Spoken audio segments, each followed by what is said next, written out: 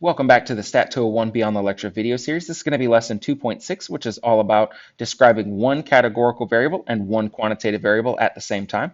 The big vocabulary for this lesson is the side-by-side box plot. We're also going to talk about side-by-side stem and leaf plots, as well as a way to use tables to describe the same data. The big question is, why does this matter? Well, when we talked about categorical variables, we called the categories as either groups or labels. And so in our research, we will want to try to tell the story of why our categories may or may not affect the numbers that we observe in our quantitative variable. So I'm going to jump into an example now. The McCutcheon House is a fine dining restaurant on the University of South Carolina campus that is staffed and operated by students in the School of Hospitality and Tourism Management. Guests are invited to complete a brief survey at the end of their meal, providing feedback about their experience.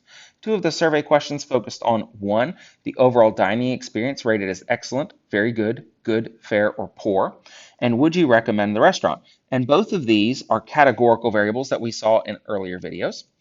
In addition, the restaurant keeps track of the wait time in minutes each guest experienced between ordering and receiving their entree. And this wait time is going to be our quantitative variable that we split up across those different categories.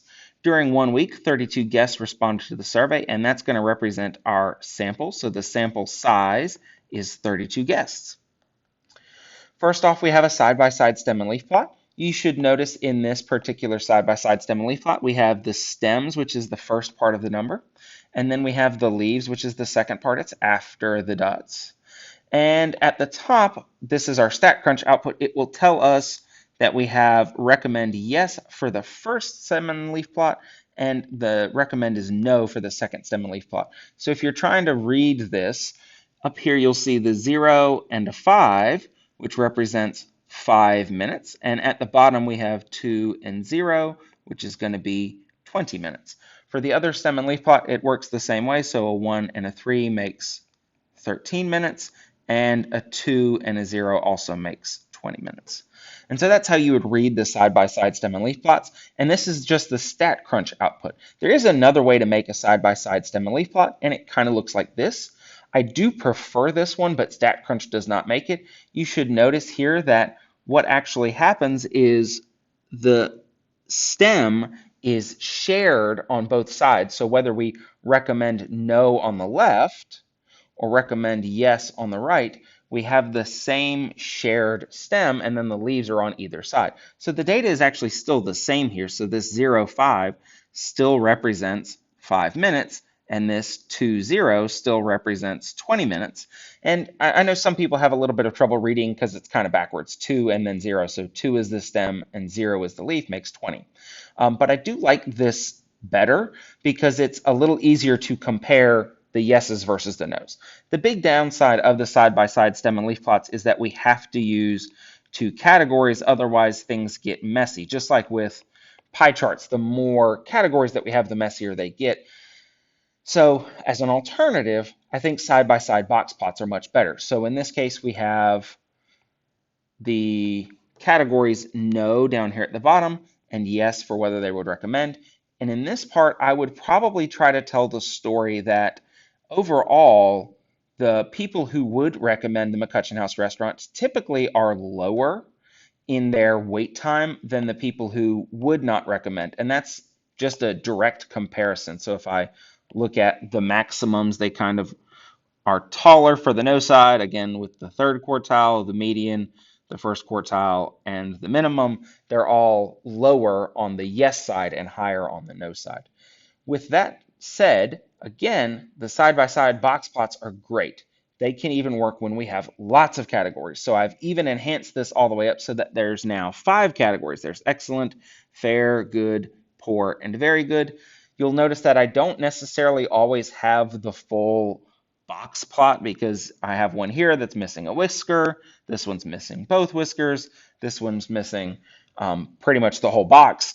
And so what we have in these situations is some of the groups aren't particularly large, and so it does its best to create the full box and whisker plot, but what's ended up happening is that we're, in this case, missing the maximum because it's the same as the third quartile. In this case, for the poor group, everything is all the same. They're all that same number, which in this case would be the 28 minutes. So we can easily see that people who are rating it higher, so people who are rating it as excellent or very good, typically have lower wait times than the people who are rating it as good, fair, or poor. So that being said, I'm also going to show a summary table. Again, we've split this up based off of the categories, so we grouped it by whether they would recommend. So in this case, there's a no group and then there's a yes group for recommendations, or we could group by their experience, and so excellent, very good, good, fair, or poor. And so we can see in each category how it plays out as far as wait times. Again, you'll notice here that there's only one person who rated it poorly, and so there's no way to measure a standard deviation, so it gives us not a number in there, and everything across the board, all of the 5-number summary, the minimum, the first quartile, the median, the third quartile, and the max are all the same number. Finally, now's a good time to pause the video and try these questions on your own. In this example, the question is, which group of guests had a longer median wait time? So there's two ways I can look at this. I can either look at the side-by-side box plots and remember that this middle line here represents the median, or I can look at my table up here at the top and compare the two median values. And so the question is really just asking which one had a longer median, so which one's bigger. And in this case, that would be the people who recommended no.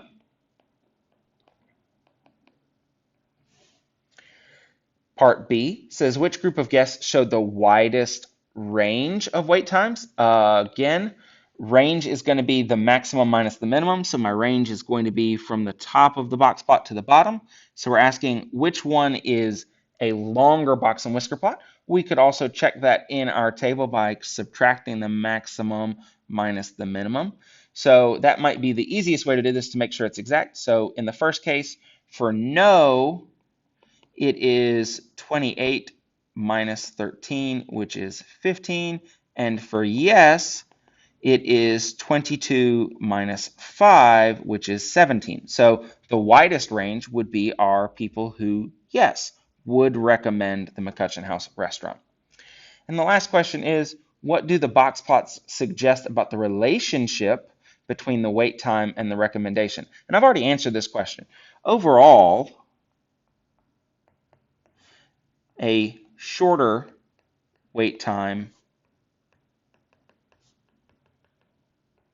is more likely to recommend the McCutcheon House restaurant.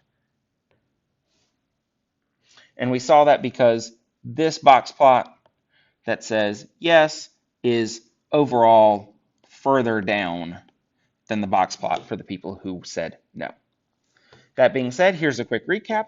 We have a summary table that uses grouping for our summary statistics. We also have summary pictures like the side-by-side stem and leaf plot, which is good for a few categories, and a side-by-side box plot, which works all the time. That's my favorite. That's the best one.